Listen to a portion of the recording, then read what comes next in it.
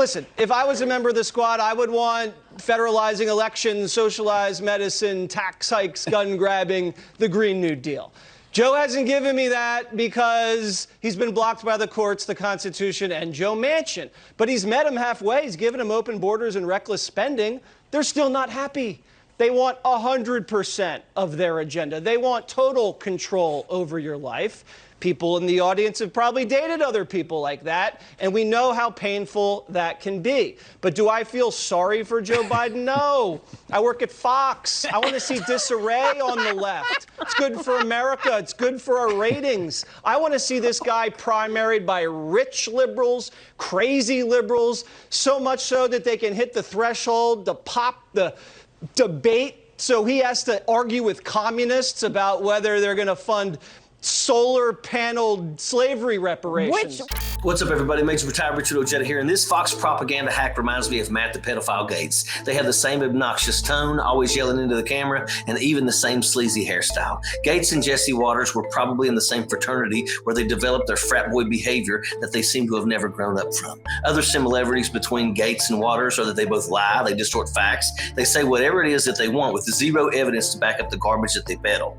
How do you think that Waters got his job at Fox propaganda?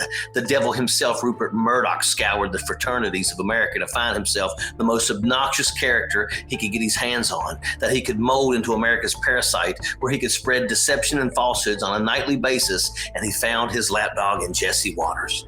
Now let's look at the lies that this Jacqueline is peddling in this video. No, the president is not instituting open borders, nor do we have reckless spending going on, unless Jesse considers cutting American child poverty in half as reckless spending. But let's face it, guys like him don't give a damn about child poverty, America's children, or the overall well-being of this country. He cares about scoring brownie points with the alt-right cult that he caters his messages towards. Jesse Waters is one of the reasons social media in America has become such a toxic place. Jesse Waters wants Americans to turn on other Americans because he has convinced his audience that Democrats want to destroy America when nothing could be further from the truth. Jesse Waters wants to see disarray on the left, but in reality, he just gave up the Fox propaganda playbook. Disarray is what they peddle. That's their ultimate goal. They don't try to provide the news. They try to distort reality to fit a made-up narrative that they concocted that their audience can get behind. The Fox propaganda machine makes money by angering their viewers. The angrier they get, the more they watch. So they find characters like Jesse Waters. They plug him in, click play, and set it to repeat over and over until they radicalize the audience, which causes things like the January 6th attack on our Capitol.